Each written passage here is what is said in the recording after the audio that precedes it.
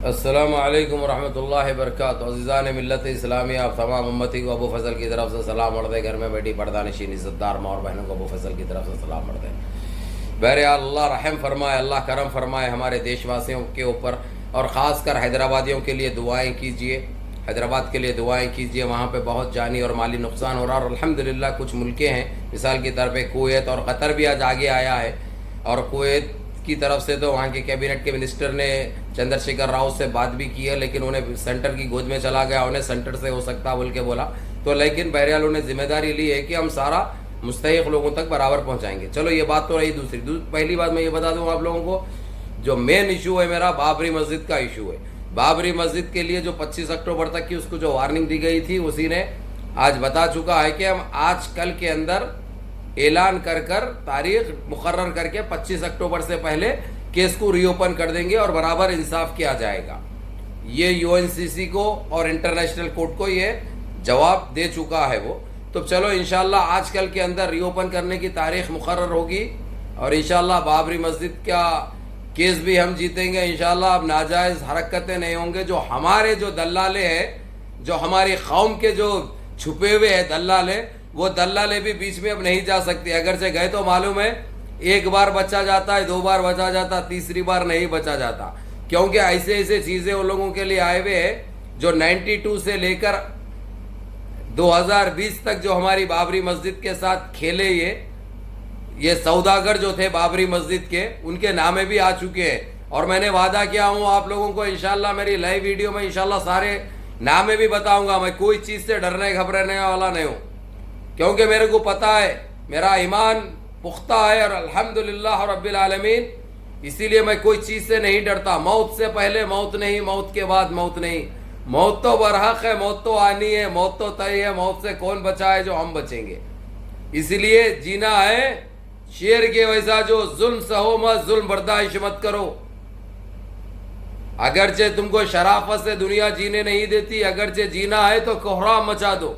ये बोलते हुए आ रहा हूँ मैं और अभी भी बोलूँगा आप लोगों के सामने। बहरहाल आप लोगों को अल्हम्दुलिल्लाह ये एक अच्छी खबर ये है कि ये लोग रीओपन करने के लिए आमदा हो चुके हैं, गुहार लगाए हैं, मन्नतें की हैं कि हमारे ऊपर अभी पाबंदी कोई आयद मत करो, क्योंकि एक मर्तबा अगरचे पाबंदी आयद हो जाती है तो वो देश तारीख से ख़त्म हो जाता, वो देश बर्बाद होकर रह जाता, उसको सुधरे सुधरे तक फिर 300 साल होना रहता। तो कहाँ से रहते ये उल्टे लंगोटिए, ये मूत्र पीने वाले, ये कमजर्फ, ये दरिंदे कहाँ से रहेंगे? तो इसीलिए वो लोगों ने ये गुहार लगाई। इसको पहले ही वो लोग टाइम दे चुके थे। 25 अक्टूबर तक अगरचे बाबरी मस्जिद को रीओपन करा, उस केस को, उसके साथ इंसाफ हुआ, तो यूएनसीसी बोल दिया था कि मैं कोई पाबंदी आयद नहीं करूंगा, जो इससे पहले की वीडियो में भी मैं आप लोगों को बोल चुका हूं। आप लोगों को याद दिलाना और बताना इसीलिए ये जरूरी रहता। और दूसरी चीज, इसका हर कोई वेलकम करे, लेकिन इसकी जात का, इसकी बात का भरोसा नहीं रहता लोगों को।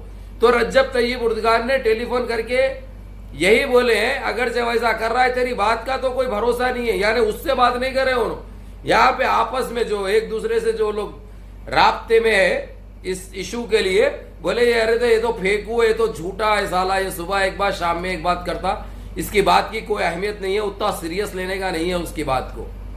और ना तो वहाँ की मीडिया का कोई वो है, कोई भरोसा नहीं है इनका, बोले तो। लेकिन उनको यकीन ये दिलाया गया। उसके बाद उन्होंने रज्जब तय्यब उर्दगान ने सन्यासी को कॉल किया, उनकी कैबिनेट से किया, लेकिन बात उन्होंने ही करे हैं। ट्रांसफर करने के बाद बात उन्होंने करे हैं। इस सन्यासी, इस जोकर, इस बौने को वार्निंग दी गई है कि जिस तरीके से मुतेरा की जामे शाही मस्जिद के ऊपर जो ये लोग कोर्ट को जाके निकालने की जो कोशिश कर रहे हैं, वहां से जो मंजूरी मांगे हैं, जो 18 नवंबर को समाअत है उसकी, तो इसके ऊपर उन्होंने ढोंगी को टेलीफोन करके जब वार्न करे तो ढोंगी यही बोल रहा कि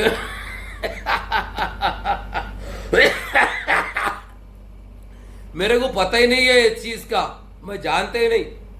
अब मैं आपसे सुन रहा हूँ बोल रहा कहते होने, एक जगह का वजीर आला है और वो गंदे जितने भी ये रावण आतंकी है, जो रावण जातियों को जो टट्टी करके गया था, वो कीड़ों की जो नस्ल है, ये नस्ल वही है, ढोंगी वोंगी। तो इसी के लोग है वो, जो यानी हर तरीके से सारे देश से जो पॉपुलर मस्जिद है, जो मशहूर मस्जिद है, जो बड़े बड़े मस्जिदें हैं, किस तरीके से उनको शहीद किया जाए, ये लोगों का हदफ और टारगेट है। अभी बाबरी मस्जिद का इशू खत्म नहीं हुआ, वहां पे बनाना चालू कर दिए वो लोग, छू छा छा छू छू छू छू भी चालू हो गई उनकी। लेकिन उसके बावजूद भी रोकने के लिए बोले भी तो नहीं, ये आस्था का सवाल है बोले थे ये लोग, आस्था का सवाल है बोले थे। और जाके फूस मंत्री जाके वहां पे छूछा करके भी आया था, पता है आप लोगों को। अब ये जैसा फुटना चालू हुई, सब आपस में लड़के मर रही है लोग, आपस में इख्तिलाफात पैदा हो गए वे। और देखे तुम वो इतने इतने हाथे, इतने इतने पावे और बोझा इतना है।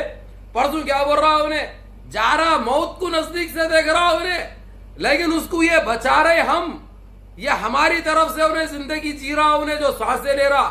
क्योंकि जितना जो हमारे देशवासी को, हमारे मुसलमानों को जो तकलीफें, जो अजियतें दिया था इन्हें, एनआरसी, CAA, NPR के नाम पे जो तकलीफें देके जो रोड पे बिठाया था हमारी माँ और बहनों को, उसके बावजूद वो लोग देश के हक के लिए लड़ रहे थे इन काले अंग्रेजों से, इन फेकुओं से बचाने के लिए।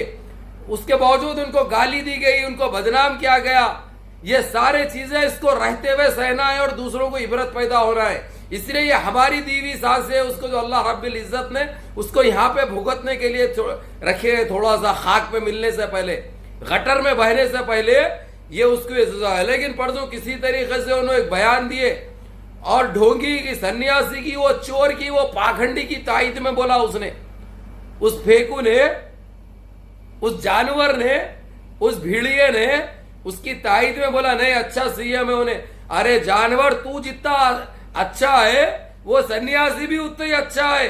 सुना रे जहरीले, अरे गंदी नस्ल के जानवरों, कैसी जिंदगी जी रहे तुम लोग रे खंजीरों, कैसी जिंदगी, देश को पूरा तहस नहस कर दिए, देश को बर्बाद करके रख दिए। उसकी तायद में बोल रहा। और जितने बलात्कारी जो उत्तर प्रदेश में हो रहे हैं, खासकर ये सन्यासी, जब से वहां का CM वजीर आला बना है, जब से कोई बच्ची महफूज नहीं है, ना दलित की, ना मुसलमान की, ना सिख की, ना ईसाई की। क्योंकि ये लोग शादियां तो करते नहीं है, इतने इतने चट्टे पैदा हुए जब से वही चट्टों पे रहते, पानी 4 साल 5 साल में जाके गटर में डुबकी मार के निकलते, ये लोग गटर में डुबकी मार के निकलते। ये हकीकत है, ये सच्चाई है। तो बहरहाल रजब तैयब उर्दगान ने टेलीफोन करने की वजह उस जलील को, उस खंजीर को ये थी, क्योंकि मुतेरा की शाही जामे मस्जिद के लिए ऊपर ये लोग कोर्ट तक गए हैं, परमिशन मांग रहे हैं कि वो निकालने के लिए, शहीद करने के लिए। कोर्ट ने 18 नवंबर की समाअत दी है। उससे पहले जैसा रजब तैयब उर्दगान को मालूम हुआ, रजब तैयब उर्दगान ने टेलीफोन करके उसको बोले तो मेरे को मालूम ही नहीं बोल रहा। तो बहरहाल मालूम नहीं है तो मालूम कर, ये तेरी गंदगी, ये तेरी शैतानियत हम बर्दाश्त नहीं करेंगे, नहीं तो तेरे को इसका अंजाम खतरनाक तरीके से भुगतना पड़ेगा, बोल के उस पापी को, उस दरिंदे को सावधान कर चुके हैं। रही बात, ये बता चुके हैं मुतेरा की शाही मस्जिद के लिए, अगरचे शाही मस्जिद को अगरचे धक्का भी लगा, ये संगी आतंकी, ये रावण आतंकी, ये बजरंगी खेच हुए, तो किसी को नहीं बख्शा जाएगा, किसी को नहीं छोड़ा जाएगा, सबको उसके कुफरे करदार तक पहुंचाया जाएगा। ये कहना था हमारे रजब तैयब उर्दगान का, और इंशाअल्लाह ताला ये होके रहेगा। रही बात, अभी नो बचने वाले नहीं है कोई चीज में, इसलिए मेरे देशवासियों, आप लोग डरने घबराने की जरूरत नहीं है। नमाजों की पाबंदी करो, नमाजों की पाबंदी करो। और रही बात बाबरी मस्जिद की, इंशाअल्लाह आजकल में उन्हें तारीख दे देगा और 25 अक्टूबर से पहले रीओपन हो जाएगा केस। लेकिन वो रुकेगा नहीं, कहते जो बन रहा सो रुकेगा नहीं काम। जब ऐलान हो जाएगा, जब कोर्ट में, वो कोर्ट के ऐलान के बाद इनके पास आस्था निकल जाती, कहते जब पिछवाड़ों में चले जाती इनकी आस्था, उसके बाद पब्लिक भी उनकी नाराज नहीं होती, कहते कोर्ट का फैसला है बोल के मानती, कहते चलो मंजूर है। और ये नीच मीडिया, गोदी मीडिया, जलील मीडिया, इतना कुछ हो रहा है देश के बाहर, इतना देश के धज्जियां उड़ाए जा रहे हैं, डेली चर्चे चल रहे हैं, लेकिन हमारी गोदी मीडिया, नीच मीडिया, जलील मीडिया मुंह खोलने को भी तैयार नहीं है इस इश्यू पे, या इसके ऊपर बात करने को तैयार नहीं है। इतनी घटिया और इतनी जलील मीडिया है। तो मेरे अजीज दोस्तों, मेरे भाइयों, ये बड़ी खुशी की बात है।